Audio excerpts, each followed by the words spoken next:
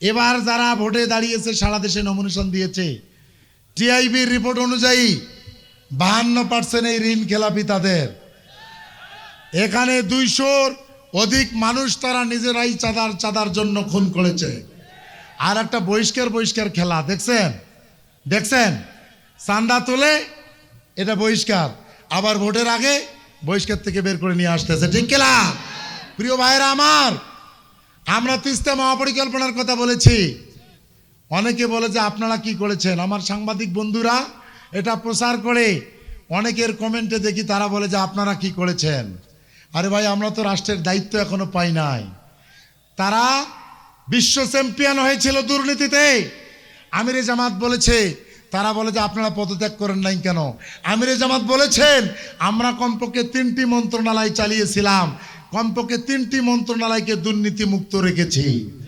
আমরা পদত্যাগ করলে ওই 3টে তো দুর্নীতি হইতো, কমপক্ষে 3টা মন্ত্রণালয় দুর্নীতি থেকে বাঁচিয়েছি। ঠিক কিনা ভাই?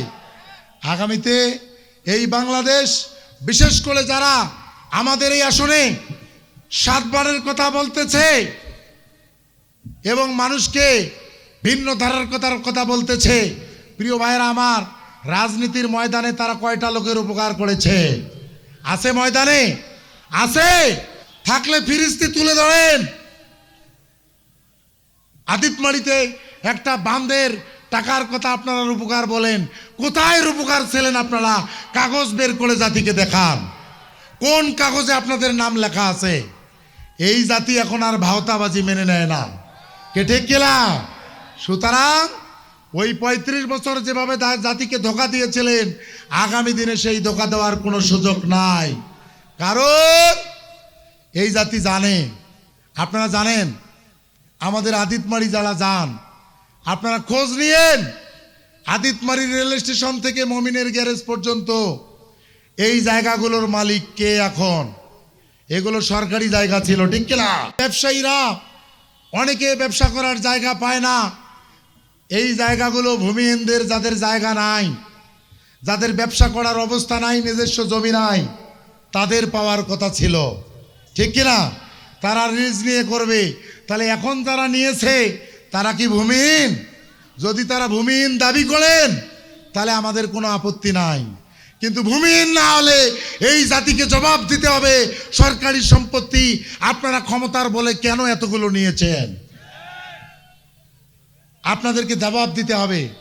আদিতমারি জিএস স্কুল সরকারি হওয়ার আগে আগে আদিতমারি জিএস স্কুলের অনেকগুলো সম্পত্তি, কয়েক একর সম্পত্তি কান্তেশ্বর বর্মন স্কুলের নামে লিখে নেওয়া হয়েছে।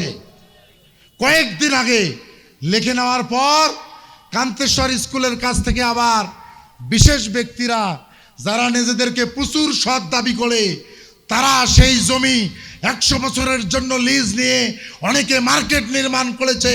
তাদেরকে জাতির কাছে জবাব দিতে হবে।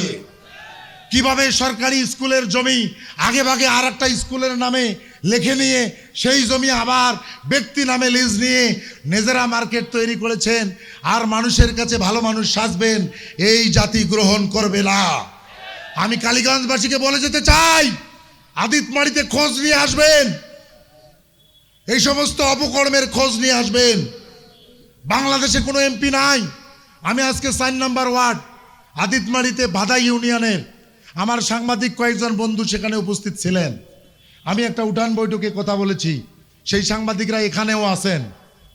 সেখানকার মানুষের দাবি যে আমরা এমপির ওয়ার্ডে বাস করি, একে ওয়ার্ডে বাড়ি ছিল, এমপি একে ওয়ার্ডের, এই রাস্তা দিয়ে আমরা চলতে পারি না, 1 হাঁটু কাদা হয়। সাংবাদিক বন্ধুগণ শুনেছেন সেই কথা। আমি আসার সময় ওইখানে দিদিরা, দাদারা বলতেছিল, দাদা আমাদেরকে হেফাজত করুন, আমাদের রাস্তাটা ঠিক করে দেন।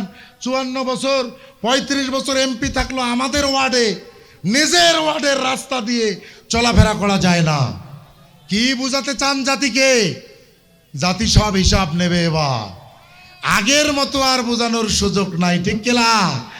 এবারের জেনজি তরুণ সমাজেরা এই বাংলাদেশকে পরিবর্তন করবে।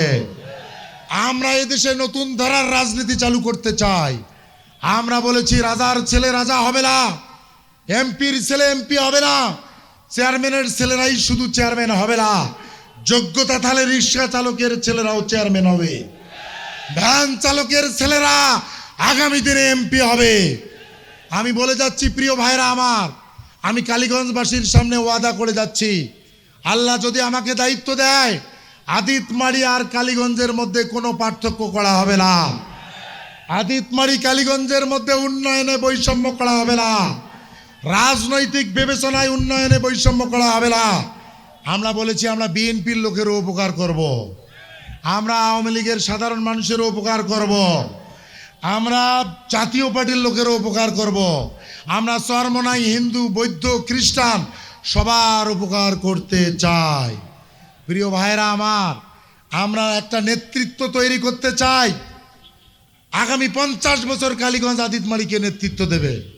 সম্মানিত ভাইরা, আমরা 35 বছর এমপি হইতে আসি নাই। আমি চাই আগামীতে যেন আমাদের চেয়ে যোগ্য এমপি আমরা তৈরি করতে পারি, আমরা যোগ্য চেয়ারম্যান তৈরি করতে পারি, আমরা যোগ্য মেম্বার তৈরি করতে পারি। হাট বাজারের ইজারাদার যারা থাকবে তারা যেন চাঁদাবাজ না হয়, সেটা আমরা করব ইনশাআল্লাহ। রাজি আছেন? ভয় পান? ভয় পান? তাহলে আগামীর মার্কা কি হলো না তো ভাই? মার্কা কি?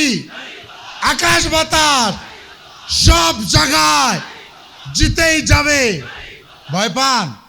কে নাকি ভয় দেখায়? বিড়ালেরা নাকি এখন বাঘ হইছে। বিড়াল কি হইছে? বাঘের চামড়া গায়ে দিলে কেউ বাঘ হয় না। জামাত শিবিরকে কাঁপাতে আসবেন না, বাঘের কান চুলকাতে আসবেন না ঘুমন্ত বাঘে। জামাত শিবির সাধারণ জনগণকে সাথে নিয়ে একবার থুতু নিক্ষেপ করলে বানের পানির মতো ভেসে যাবে। সুতরাং আমরা ঐক্যবদ্ধ থাকবো, থাকলে দুহাত ধরেন, দুদিকে দুহাত ধরেন, ঐক্যবদ্ধ থাকবেন দুপাশে। আমরা ভয়কে জয় করব বলি, আমাদেরকে অর্থ দিয়ে ভয় দিয়ে কিনতে পারবে না। 12 তারিখে আমরা জীবন দিব, ভোট কেন্দ্রে ভোট গুনে নেব। বলেন সবাই, বলেন 12 তারিখে প্রয়োজনে জীবন দেব, ভোট চুরি হতে দেব না, ভোট গড়ে নেব। সন্ত্রাসীরা ভোট চুরি করতে আসলে জনগণ সহ হাত ভেঙে দেওয়া হবে। লিল্লাহে তাকবীর। এ বাংলাদেশে কোনো মার্কা আছে রে? তুষবান্ডারে কোনো মার্কা আছে রে? সন্ত্রাসের বিরুদ্ধে কোনো মার্কা আছে রে? সেই মার্কা জোরছে বলো, বলো রে বলো। আরে জোর হলো না। 12 তারিখ সারা দিন দাঁড়িপাল্লায় ভোট দিন, ভোট দিব সকালে, গুনে নেব বিকালে।